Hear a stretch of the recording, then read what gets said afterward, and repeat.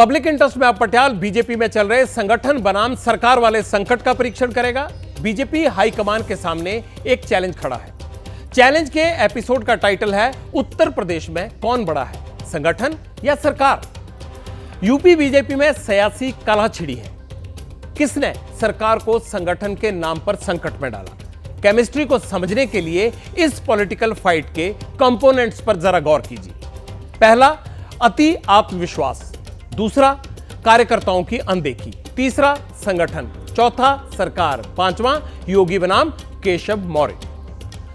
UP BJP में अंदरूनी कलह की वजह यही 5 कंपोनेंट हैं, लेकिन बीजेपी के लिए यह सवाल बड़ा नहीं है कि सरकार बड़ी है या संगठन। कहने वाले कह रहे हैं कि संगठन को ढाल बनाकर यूपी में सरकार यानी सीएम की कुर्सी बदलने की कोशिश हो रही है। इसकी स्क्रिप्ट दिल्ली में लिखी जा रही है। योगी विरोधी बीजेपी के जितने भी लीडर्स हैं दिल्ली दरबार में बारी बारी से हाजिरी लगा रहे हैं। यूपी में सरकार बनाम संगठन की लड़ाई में बीजेपी के किस नेता ने किस पोस्ट पर मोर्चा संभाल रखा है और सीएम योगी की कुर्सी पर कौन कौन निशाना साधे बैठा है, इसकी डिटेल्ड ब्रीफिंग करूं उससे पहले बीजेपी में संगठन बनाम सरकार पर जो जंग छिड़ी है उसका दायरा कितना बड़ा है, इसके लिए पटियाल आपको बीजेपी की पॉलिटिकल फाइट की लार्ज स्केल पिक्चर दिखाएगा। बीजेपी में इंटरनल फाइट की पहली पिक्चर देश के सबसे बड़े राज्य यूपी से रिलीज हुई। लड़ाई 2 बड़े चेहरों के बीच में है। एक तरफ डेप्यूटी सीएम केशव प्रसाद मौर्य हैं तो दूसरी तरफ सीएम योगी आदित्यनाथ। लोकसभा चुनाव में यूपी में बीजेपी की परफॉर्मेंस खराब रही। योगी ने हार की वजह अति आत्मविश्वास को बताया तो केशव प्रसाद मौर्य ने संगठन की अनदेखी को। इस पिक्चर में एक और कैरेक्टर है और उसका नाम है अनुप्रिया पटेल। 26 जून को अनुप्रिया ने सीएम योगी को एक चिट्ठी लिखी थी। कहा था कि इंटरव्यू से होने वाली सीधी भर्तियों में ओबीसी और एससी एसटी कैटेगरी के कैंडिडेट्स को नॉट फाउंड सुटेबल घोषित करके इन वर्गों से आने वाले किसी अभ्यर्थी का चयन नहीं किया जाता। योगी ने अनुप्रिया के आरोपों को निकारा था। चौथा किरदार है निषाद पार्टी के चीफ संजय निषाद। योगी सरकार में मंत्री हैं लेकिन सीएम योगी के बुलडोजर वाले एक्शन को गलत बताते हैं। 5वें किरदार हैं ब्रजेश पाठक। इनके तेवर भी तल्ख हैं। योगी ने यूपी में वीवीआईपी कल्चर के खिलाफ अभियान चलाया। पाठक साहब इसके धुर विरोधी हैं। अब आपको यूपी से उत्तराखंड लेकर चलता हूं। यहां भी बीजेपी के एक्स सीएम तीरथ सिंह रावत ने मौजूदा सीएम पुष्कर सिंह धामी के खिलाफ मोर्चा खोल दिया। तीरथ सिंह सूबे में कार्यकर्ताओं की अनदेखी का इल्जाम लगा रहे हैं। आला कमान से पूछ रहे हैं कि संगठन बड़ा है या सरकार। अब महाराष्ट्र चलिए। आरएसएस की पत्रिका में एक लेख छपा है और पत्रिका में एनसीपी बीजेपी गठबंधन पर न सिर्फ सवाल उठाए गए हैं बल्कि महाराष्ट्र में बीजेपी की हार की वजह एनसीपी से गठबंधन को बताया गया है। तीनों राज्यों में एक बात तो कॉमन है। कहने वाले कह रहे हैं कि बाहरी कैंडिडेट्स पर अति आत्मविश्वास में ही बीजेपी का विश्वास डगमगाया और बीजेपी हारी। शुरुआत यूपी से कर लेते हैं। वहां सरकार बनाम संगठन पर कैसे सियासी तीर चल रहे हैं इसका एक ट्रेलर आपको दिखाता हूं, फिर आगे के अपडेट बताऊंगा। योगी आदित्यनाथ की राजनीति खत्म करेंगे, उनको भी निपटा देंगे। आज एक तानाशाह इस देश से जनतंत्र खत्म करना चाहता है।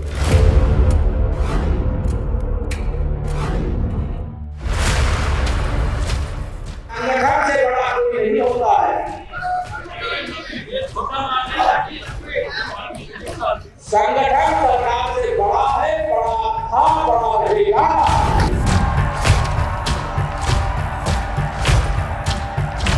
संगठन अपनी जगह पर है, सरकार अपनी जगह पर है। संगठन अपना काम करती है और कार्यकर्ता का सम्मान संगठन भी करता है और सरकार भी करती है।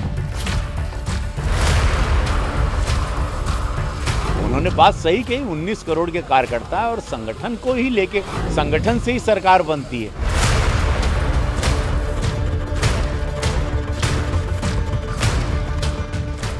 ये सरकार जो आपस में लड़ रही है, सरकार भी ये कमजोर पड़े हैं, इसलिए इन्होंने तुष्टीकरण का अपना फैसला टाला है।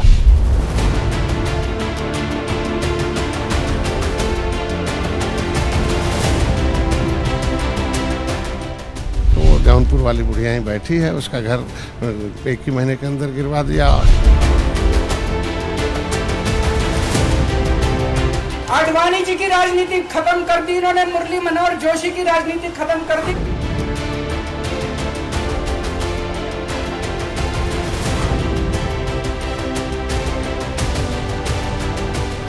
जब कल्याण सिंह को, जो बहुत शक्तिशाली हो गए थे, उन्हें भाजपा ने हटाया, और यह मैं अब देख रहा हूं।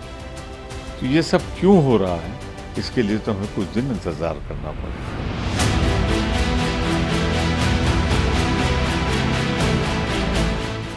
ये हमारी सहयोगी पार्टी भारतीय जनता पार्टी का आंतरिक मामला है, और फ्रेंडली पार्टी के आंतरिक मामलों में हम दखल नहीं देते। बीजेपी की अभी कार्यकारिणी की बैठक में कितने स्वर एक दूसरे के विरुद्ध आए।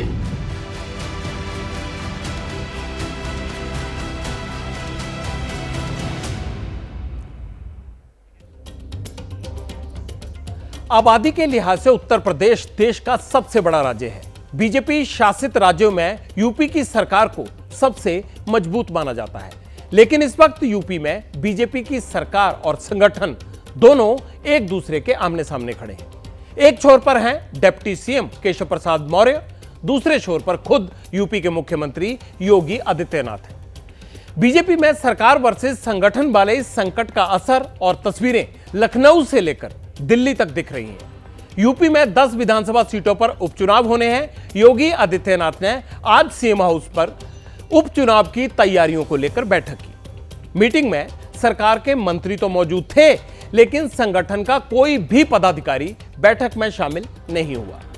यूपी सरकार में डिप्टी सीएम केशव प्रसाद मौर्य संगठन को सरकार से बड़ा साबित करने वाला बयान देने के बाद इसे साबित करने के लिए कल दिल्ली पहुंच गए। मौर्य ने बीजेपी के राष्ट्रीय अध्यक्ष जेपी नड्डा से मुलाकात की। बताया जा रहा है कि केशव प्रसाद मौर्य ने जेपी नड्डा से यूपी में पार्टी कार्यकर्ताओं और सरकार के बीच तालमेल के अलावा कई और मुद्दों पर लंबी चर्चा की है। केशव प्रसाद मौर्य ने आलाकमान से 2027 से पहले बड़े और कड़े फैसले लेने की मांग भी रखी है। कल से ही यूपी बीजेपी अध्यक्ष भूपेंद्र चौधरी भी दिल्ली में हैं। उन्होंने बीजेपी के राष्ट्रीय अध्यक्ष जेपी नड्डा से मुलाकात की। दोनों नेताओं के बीच यूपी में बीजेपी के प्रदर्शन को लेकर बातचीत हुई। आज भूपेंद्र चौधरी पीएम नरेंद्र मोदी से मिलने पहुंचे। प्रधानमंत्री के सामने भूपेंद्र चौधरी ने यूपी में बीजेपी की परफॉर्मेंस पर समीक्षा रिपोर्ट की जानकारी दी। बताया जा रहा है कि पीएम के साथ बैठक में भूपेंद्र चौधरी ने यूपी में बीजेपी की हार के लिए प्रशासन को जिम्मेदार ठहराया। चुनाव के दौरान प्रशासन की कार्यशैली से कार्यकर्ताओं की उपेक्षा को भी हार की वजह बताया। अनदेखी की वजह से ही कार्यकर्ता चुनाव में सक्रिय नहीं दिखे। प्रशासन ने बीजेपी मतदाताओं के नाम वोटर लिस्ट से काटे। इसी के चलते एक खास पैटर्न पर हर सीट पर बीजेपी के वोट कम हो गए। ये सब चीजें उन्होंने पीएम को बताई, ऐसा दावा किया जा रहा है। बीजेपी के प्रदेश अध्यक्ष भूपेंद्र चौधरी हार के लिए प्रशासन के तौर तरीके और कार्यकर्ताओं की अनदेखी को जिम्मेदार ठहरा रहे हैं, लेकिन यूपी बीजेपी की कार्यकारिणी की बैठक में मुख्यमंत्री योगी ने अति आत्मविश्वास और विपक्ष के नैरेटिव का जवाब ना दे पाने को हार की वजह बताया। योगी ने इसी बयान के बाद डिप्टी सीएम केशव प्रसाद मौर्य ने क्या कहा? उन्होंने कहा, सरकार से बड़ा संगठन है। इसके बाद यूपी बीजेपी में कलह की बातें लगातार सामने आने लगी और अब सवाल यह उठ रहा है कि यूपी में क्या कुछ बड़ा बदलाव होने वाला है। कहीं पर जब हम लोग ये मान करके चलते हैं आत्मविश्वास में कि हम तो जीत ही रहे हैं, तो स्वाभाविक रूप से वहां पर कहीं ना कहीं हमें खामियाजा भी भुगतना पड़ता है।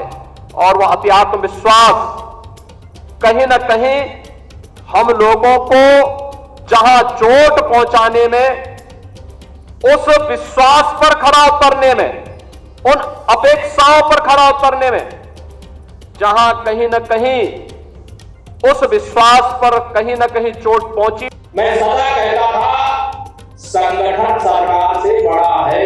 संगठन से बड़ा कोई नहीं होता है। संगठन सरकार से बड़ा है, बड़ा था, बड़ा रहेगा। अफसरों की मनमानी और कार्यकर्ताओं की उपेक्षा की बातें बीजेपी के अंदर पहले भी उठती रही हैं, लेकिन संगठन को सरकार से बड़ा बताकर क्या योगी आदित्यनाथ को घेरने की कोशिश हो रही है?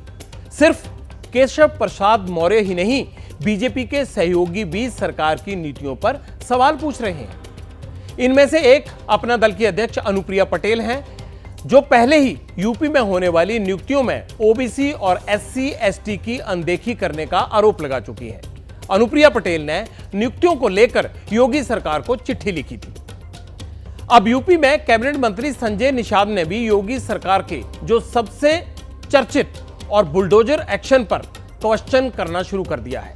संजय निषाद यूपी में अफसरशाही को बेलगाम होने का आरोप भी लगाते हैं। पहले अनुप्रिया पटेल की बात कर लेते हैं। उन्होंने क्या कहा? 27 जून को अनुप्रिया पटेल ने योगी आदित्यनाथ को एक चिट्ठी लिखी। अनुप्रिया पटेल ने चिट्ठी में यह शिकायत की कि यूपी में होने वाली सरकारी नियुक्तियों में पिछड़े और अनुसूचित जाति और जनजाति के कैंडिडेट्स को पहले तो अयोग्य बताकर छांट दिया जाता है, इसके बाद ओबीसी और एससी एसटी कैटेगरी की सीटों को अनरिजर्व्ड घोषित कर दिया जाता है। अनुप्रिया पटेल ने कहा था कि इससे ओबीसी और एससी एसटी के कैंडिडेट्स में नाराजगी बढ़ गई है, इसीलिए बार बार नॉट सूटेबल वाली प्रक्रिया और रिजर्व सीटों पर अनरिजर्व्ड घोषित करने पर फौरन रोक लगाई जाए। चाहे कितनी बार भी जरूरत पड़े, रिजर्व सीटों पर सिर्फ ओबीसी और एससी एसटी कैंडिडेट को ही नियुक्त किया जाए। यह बड़ा सवाल उन्होंने उठाया था। यूपी में सियासी लड़ाई का एक और केंद्र बुलडोजर भी है। बुलडोजर से बेशक माफिया कांपते हैं, लेकिन बीजेपी में अंतर कलह क्या छिड़ी, विपक्ष को भी मौका मिल गया। कहने लगे अब यूपी में बुलडोजर का डीजल खत्म हो गया है। विरोध तक तो ठीक था, लेकिन योगी सरकार का सिरदर्द अपने ही मंत्री बन गए हैं। कैबिनेट मंत्री संजय निषाद ने बुलडोजर वाले अति आत्मविश्वास पर सवाल उठाया। निषाद साहब को योगी के बुलडोजर पर गुस्सा क्यों आया, आप मंत्री जी से ही सुन लीजिए। वो उसको कम से कम जो दोषी उसको है, और जो प्रधान गिरवाया है वो खुद ही एकड़ भर कब्जा कर रखा है और उस पर बसा हुआ। तो कम से न्याय तो सबको होना चाहिए। ये गरीब है तो 90 साल से इसका गिरा देंगे, वो प्रधान है और जो कब्जा किया रहेगा उसको छोड़। बातों का नुकसान हुआ है क्या? कुछ ना, हम तो मानेंगे कि जब इनका घर गिरेगा तो इनके रिश्तेदार काहे वोट देंगे, इनके नात रिश्तेदार अगल बगल क्यों देंगे? ऐसे बहुत केसेज होंगे। अच्छा, जिनके ऊपर कार्रवाई हुई है वो तो फिर हट जाएंगे वोट देने। वो तो सच्चाई है। एक आध दो ऐसे इसीलिए एक दो देश में प्रदेश में ज्यादातर मंत्री अच्छे हैं, अधिकारी, तभी तो उत्तर प्रदेश को सर्वोत्तम प्रदेश बना रहे। लेकिन दो चार अधिकारी ऐसे ही हैं, तो कहीं संगठन और सरकार में कोई तलवार नहीं खींची है, सब मिलके है, तभी तो उत्तर प्रदेश सर्वोत्तम प्रदेश बना हुआ है। यूपी के बाद अब आपको उत्तराखंड लेकर चलता हूं। यहां भी संगठन बनाम सरकार पर बीजेपी में तलवारें खींची हैं। लड़ाई बीजेपी के दो हैवीवेट चेहरों के बीच में छिड़ी है। ये कौन है? पहले दोनों का परिचय जान लीजिए। पहले हैं उत्तराखंड के ex chief minister Tirath Singh Rawat और दूसरे हैं उत्तराखंड के मुख्यमंत्री पुष्कर सिंह धामी। बीजेपी के दो दिग्गजों के बीच अदावत, वजह क्या है इसकी? अब पटियाल इस पहेली से पर्दा उठाएगा। हुआ यूं कि तीरथ सिंह रावत देहरादून में बीजेपी कार्यकारिणी की बैठक में पहुंचे, माइक संभाला। सबसे पहले उत्तराखंड उपचुनाव में बीजेपी की हार का विश्लेषण किया। तीरथ सिंह रावत ने बिना नाम लिए हार का ठीकरा सीएम धामी के अति आत्मविश्वास पर फोड़ा। अब पटियाल आपको तीरथ सिंह रावत का वो स्टेटमेंट सुनवाएगा, इससे यह स्पष्ट हो जाएगा कि उत्तराखंड बीजेपी में ऑल इज नॉट वेल। थोपने का काम मत करना। जनता आगे बढ़ गई, हम पीछे हो गए भैया। ये हम जो बैठे हैं ये कोई ही नेता नहीं है, बड़ा आदमी नहीं है। आज तू है तो कल मैं हूँ, आज मैं हूँ तो कल तू है। पीछे वाला यहाँ बैठ गया, यहाँ वाला पीछे बैठ गया, पता नहीं। ये जमीन मत छोड़ो, एक बार करता मत भूलो। इतना कहते मित्रों, मेरे सामने पर्ची भी आ गई है। हमीद जी को बहुत बहुत बधाई देता हूँ, बहुत बहुत बधाई देता हूँ, धन्यवाद करता हूँ। और जब ये मुख्यमंत्री बने थे, हम मिले थे, मैं तो इनका संघर्ष लखनऊ से जानता हूँ। मैं एमएलसी था, ये लॉ कर रहे थे। इसी तरह कहा कि पुष्कर जी आप केवल 6-7 महीने के लिए नहीं आए हो, मैं उतरा तुम आए हो। बीजेपी के अंदर हार को लेकर ओवरहॉलिंग की चर्चा सिर्फ यूपी और उत्तराखंड तक ही सीमित नहीं है। महाराष्ट्र में आरएसएस ने बीजेपी को एक बार फिर उसके पॉलिटिकल सिलेक्शन पर सवाल उठाया है। आरएसएस की मराठी पत्रिका में लेख छपा है। क्या छपा है उसमें? महाराष्ट्र में लोकसभा चुनाव में खराब प्रदर्शन के लिए अजीत पवार की एनसीपी के साथ गठबंधन को जिम्मेदार ठहराया गया है। आरएसएस ने शिंदे की शिवसेना के साथ बीजेपी के गठबंधन को तो स्वाभाविक बताया, लेकिन एनसीपी के साथ बीजेपी के गठबंधन को बेमेल कहा है। आरएसएस ने महाराष्ट्र बीजेपी के शीर्ष नेतृत्व पर अपने कार्यकर्ताओं की अनदेखी का भी आरोप लगाया है। इसके अलावा अजीत पवार की पार्टी को साथ लेने को भी बीजेपी कार्यकर्ताओं ने सही नहीं माना है। आरएसएस ने अपने आर्टिकल में लिखा है कि लोकसभा चुनाव में हार के बाद हर बीजेपी कार्यकर्ता एनसीपी से गठबंधन को गलत बता रहा है, जो यह दिखाता है कि बीजेपी के कार्यकर्ता एनसीपी के साथ जमीन पर काम नहीं करना चाहते हैं।